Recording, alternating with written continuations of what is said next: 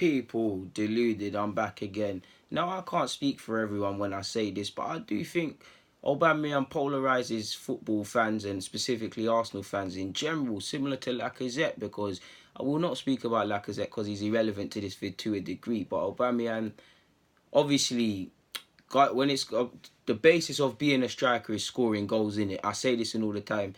Goal scoring. You know, Aubameyang's built his career. He had a tough. I would say a tough. I can't speak for everyone, but where Aubameyang is as a professional footballer now. When I was seeing him at AC Milan and St Etienne, I didn't think he would be in this sort of bracket of top class footballers playing at a top 6 club. He's developed. It's happened in it. He's built a reputation of being a goal scorer. That's what he is. He scores goals. I can't remember, but I haven't got it to hand. But at the point, I looked at where he actually scores his goals, and the majority of them are coming in the box. He's a poacher. He's made his name off that. Goal score strikers score goals. Obviously, football's evolved and it's gone crazy now, but I still go with the basis personally that a good striker or a top striker gets 20 league goals minimum. We know football's developed, but I know real football men and women that are watching my thing right now understand what I mean by that. And Aubameyang gets that. Obviously, with today's day and age and things like that, you want a bit more. Similar to Lukaku at United. I know he hasn't quite hit the ground running, but Lukaku, when it comes to goals, he scores goals. When it comes to his ability as a professional footballer, some have criticisms or concerns in regards to if he can kick on to get to the next level, or if he's a Man United sort of number 9. I'm not going to list all the number 9s that have been attributed to Manchester United. And when you think of Arsenal, you think of good goal scorers, but you think of players that were capable to do stuff. You look at Ian Wright, you look at Bergkamp, you look at Thierry Henry, you look at Anelka, you look at several different examples, man. There were people that were foxes in the box, people that were better as target men, people that were complete packages like Thierry Henry, people that were more poetry and motion like Dennis Bergkamp. But at the end of the day, they scored goals and they had a lot to them in terms of if they're not scoring, they can assist, general play, they can go long, they can come deep. And many people have concerns with Aubameyang, and I share them concerns to a degree, because I feel Aubameyang's one of them players. If he's not in the game, it's like playing with 11. It's like playing with 10 men to a degree. I think it's a bit of both people. I do think when it comes to Aubameyang, first and foremost, when we bought him, we knew what he was about, innit? I get it, and he does need to show more because he's at Arsenal. We want to see a bit more. But we knew what he was about, people. He's been scoring hell heap of goals for years. We know he's not someone at Arsenal that's going to come and drop deep and do all these things. And I think he actually is decent at that. It's not to the level we'd like to see. But I think people move like he doesn't link up with teammates and come deep and drive forward. I'd like to actually see him do that more. Turkish made a good point on his Arsenal Fan TV thing in that regards. I'd like to see that a bit more. But he scores goals. It's like when you buy certain things, you don't buy certain utensils for your kitchen to do different things, do you? You're not gonna buy a knife and expect it to work like a pot, are you? It doesn't make sense. It sounds stupid as that example. So we know Aubameyang's about goals. Obviously, it's about the team tailoring to Aubameyang. It's about Aubameyang tailoring his gameplay to the team as well, 50-50. But he's about goals. He's not about linking up and all of these things. It's about ball at the back of the net. And I don't think people can really critique him, Cole. When last did we see a striker at Arsenal score 20 league goals? I know Alexis did his thing, but when last did we see that? When last did we have that? He joined midway through last season in January, and he had impressive stats. This year, impressive stats. Not too many of his goals are outside the area, but at the end of the day, where would we be without Aubameyang's goals? So I think people need to get off him. That's what he's about. That's what he pays his wages. That's what allows him to get the big boy flashy cars and the flashy goals he has. He scores goals. I do think he's one of them, like I said, when Lacazette isn't in the game, he can come deep, he can mix it up. When Aubameyang's not in the game and it's kind of congested, like you saw to a degree against Palace, and we're not necessarily recycling the ball in the best way. Not that I feel the movement between everyone on Sunday was good.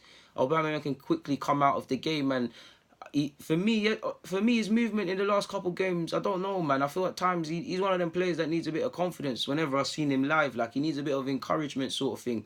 Because some of the movement, it's not exactly promising. Now, Aubameyang started the season held on the last shoulder and things. I do think to a degree we don't understand Aubameyang yet as a team, car. We don't play to his strengths.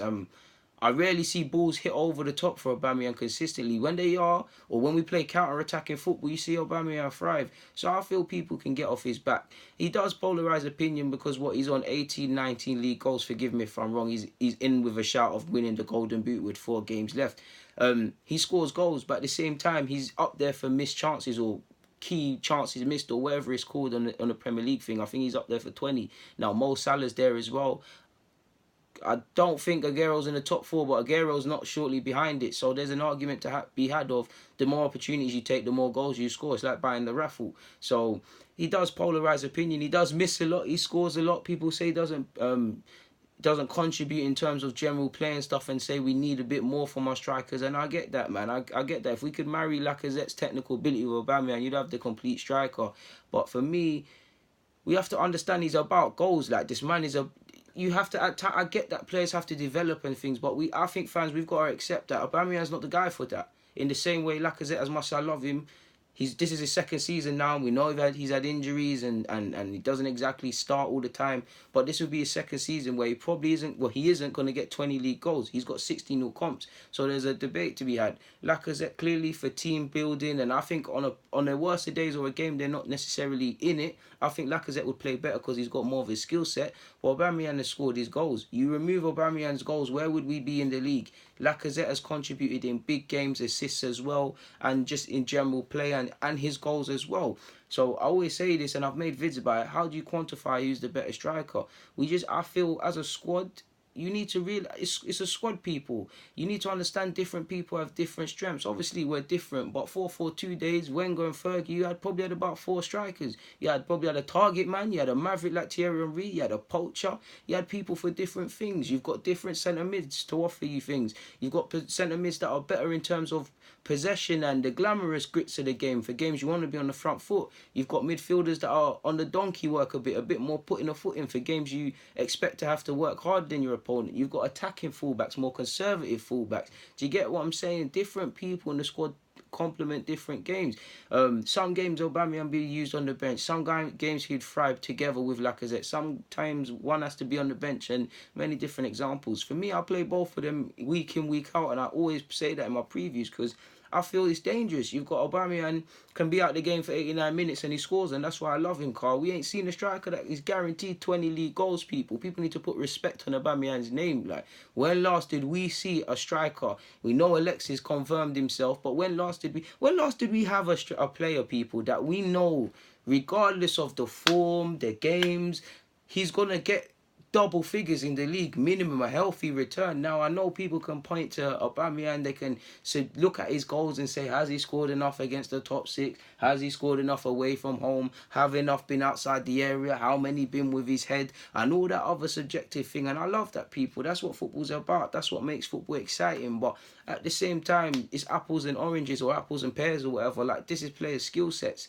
Different. Do you get what I'm saying, people? So, yeah, it's a bit of both. You do want to see a bit more technical team play from Aubameyang and give us a bit more in that regards. Possibly at times when we're up against it, I would like to see Aubameyang just get the ball and drive with it like he did for his goal, man.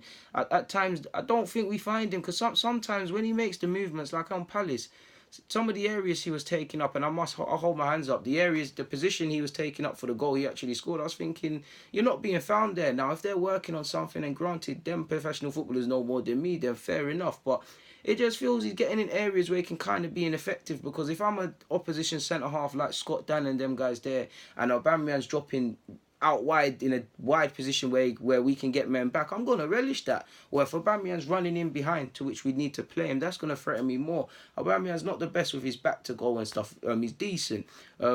Possibly want to see him improving that, to be fair with you, because at times I think, as good as I like him, I feel at times if we don't have a focal point, it invites other teams to come further up the field because their centre-halves aren't occupied, to be fair. That's why I like Lacazette and Aubameyang, because Lacazette will more likely play with his back to goal, drawing people towards him. Aubameyang can be on the peripheral things, the knockdowns, and link up very well to devastating effect. Now, we can't always rely on that, so do you get what I'm saying, people? But I'm going to keep it pushing, people. DG, I'm out.